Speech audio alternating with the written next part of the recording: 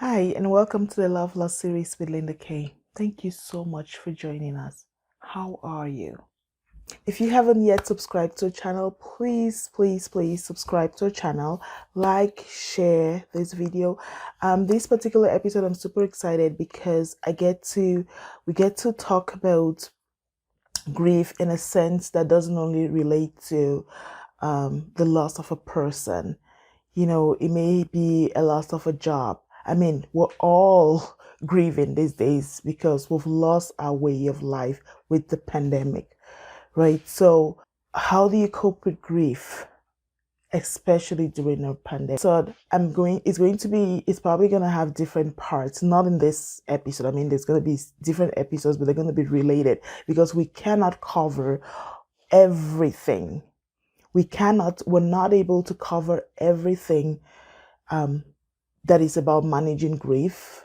And like I said, it's not only managing the grief of a lost one, but we're all at this point grieving because we've lost our way of life with the pandemic. There was a lockdown, disclosures, like this is going on. It's going on 2 years, and that is hard. And that must be, we must be feeling something. So like I said, loss and grief are a package deal. But how do we go about it? How do we manage it? I've done videos about the expectations and realities, the myths and understanding. If you haven't watched those videos, please go back and watch. Let us know in the comment section how we're doing.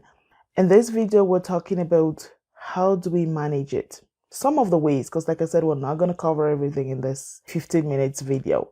We're not going to cover everything. So we're going to revisit this, and hopefully we're going to talk to one or two people. I already have them. Look, thank you for accepting to do this.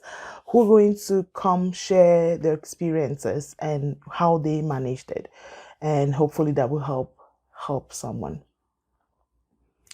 I don't know if I like this hair. I had my hair up today.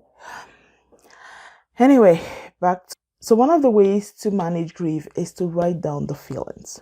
Just write it down. One day at a time, right? Baby steps, you're going to get there. I don't know when. Grief is a journey. It impacts your life, but we have to be able to overcome. So in my culture, it's really, really difficult to get people to write down their feelings. So if not for anything, this is a reason to watch this video. Encourage someone to try it. Try it.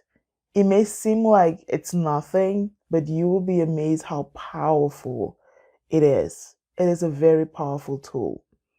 You're not publishing it, so no one's going to judge you what you write, but that's where you can express, you can let it out. Because the whole point is to express this grief so that we don't keep it in. We don't hold it inside.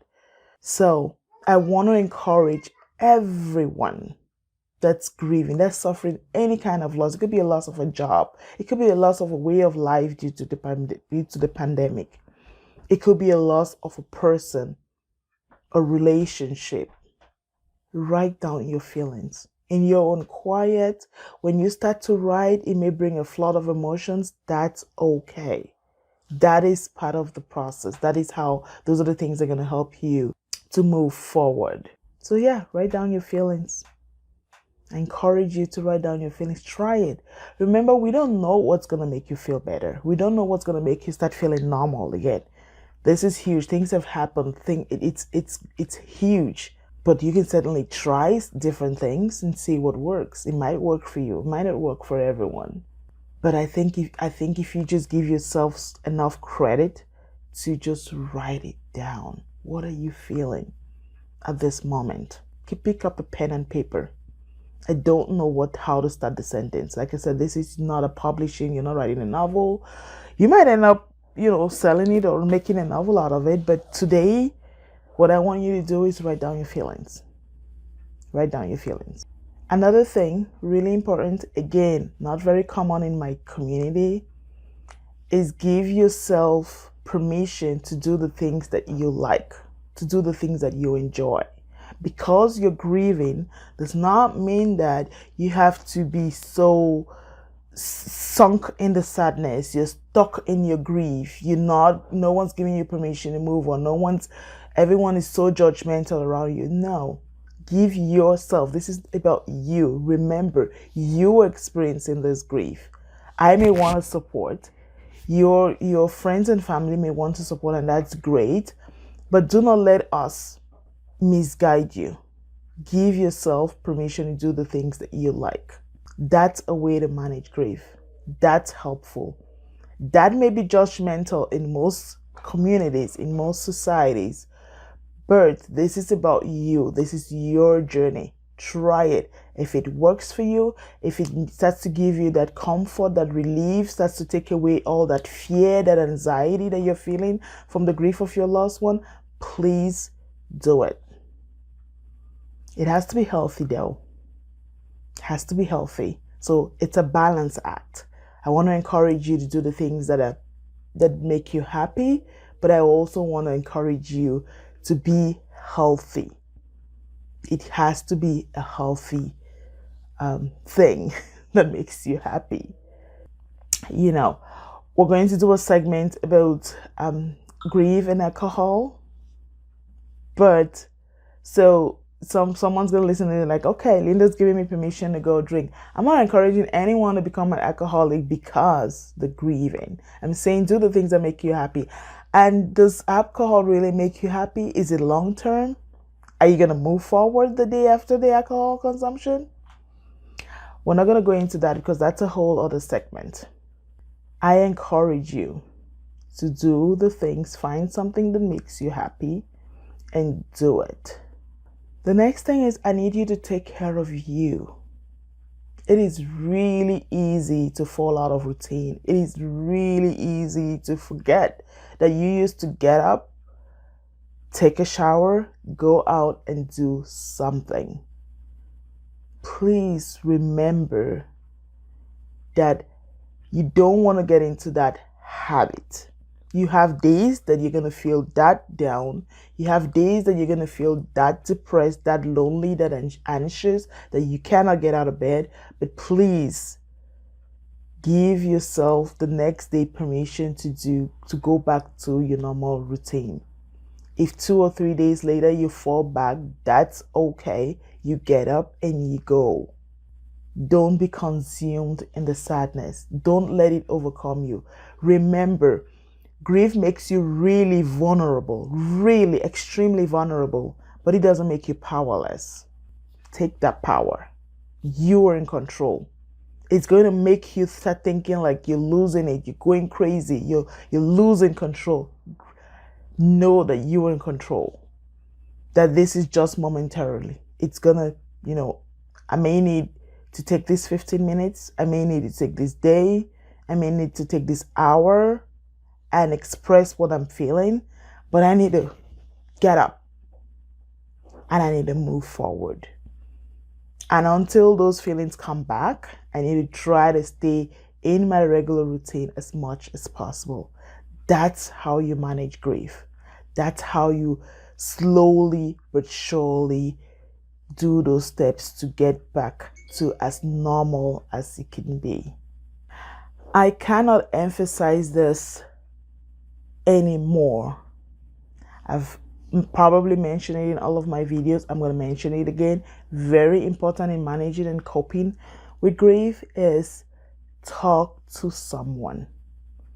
Do not underestimate the power of just expressing verbally what you feel to another person. And for those of us that are caregivers and support people, please listen. I know in my community, they want to talk about everything else but that. But sometimes just having the time to talk about, remember the memories of that person. Or be honest and say, you know what, you may not be in a space where you want to talk about the memories of the person. But guess what? You want to talk about how you're feeling. Phone someone. Tell them, I am still struggling. Today's not a good day. I feel broken. I feel hurt. I feel angry. I am scared. It is okay to have those conversations. And if you're the support person, if you're the recipient of that phone call, please support them. Don't tell them it's about time. Why? At least, no, just listen. Say nothing, but give them permission to express what they're feeling. And if on a good day, they just want to talk about their memories, give them permission to talk about the memory of the love lost. Grief can be so overwhelming. Grief can be so lonely. The pandemic has made life so lonely, even for families that live together. It is still really, really lonely because it's too much of the same thing. So if you're listening to me right now and you're feeling angry, you're feeling sad, you're still struggling, it is okay. Find somebody to talk to. Leave us comments how you're coping, how are you managing. The only thing I can guarantee you is that these are gonna, that, like I said, I've said in my other videos, it's very fluid. It's gonna be all different kind of things and all different kind of times. But it eventually starts to feel better. It eventually starts to feel better. You have been impacted, so please talk about it. If you don't have a trusted friend, if your community is judgmental like mine is, and we're trying to make you to move on, and you know why we try to make you to move on? Because we feel guilty. We feel bad that we don't know how to help you. You keep bringing this thing up, and I don't know how to help you. And I want to feel okay. I want to be able to still be your friend, but not be sad every time I'm around you, or not being sure of what I'm gonna do. So please, to you that's grieving and to you that's supporting, I hope this video encourage you to be a good listener, to be non-judgmental, to allow this person to express either a fond memory of the person that's lost. It's not because they're stuck in they want to just keep thinking about that person. That was the person, they were here and they're no longer here. They're impacted. Or they're having a really bad day and all these emotions just came on this day, and it's 6 months after they've lost the person. Please don't judge them. Are you still crying? No. Yes, they're still crying. Yes, they're gonna cry a year from now. Yes, they're gonna feel sad because their life is not the same. Someone was here and they're no longer here. And until you've experienced that kind of pain, until you've been able to deal with that grief, to deal with all those emotions, there's no moving forward. If you're stuck in them in, and either because you have nobody to talk to, or no one around you is trying to be supportive, and you're stuffing it inside, you have to deal with it. It's gonna come out. It's going to explode. It's going to affect your life even more and very detrimentally. So be encouraged. Don't put it in the closet. Don't throw it under a rug. If you don't have a supportive community, and when I say supportive community, I mean immediate friends and family that you can talk to, or that understand what you're going through, then please speak to a professional. Sometimes, I don't want the excuse of, oh, you don't have insurance or there's no coverage. There's toll-free numbers all the time. You're reaching out that moment because you need it. It may not be an ongoing therapy, but there is always a phone call that you can make that's free. And there's somebody on the other line who's going to be ready to listen. So please take care of you. Because guess what? That's what that person that has died would want you to be. They'll want you to be okay.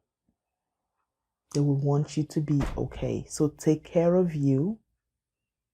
Do all the things that you can, when you can, to manage your grief. Slowly but surely, you're going to get through this. Slowly but surely, you're going to move forward.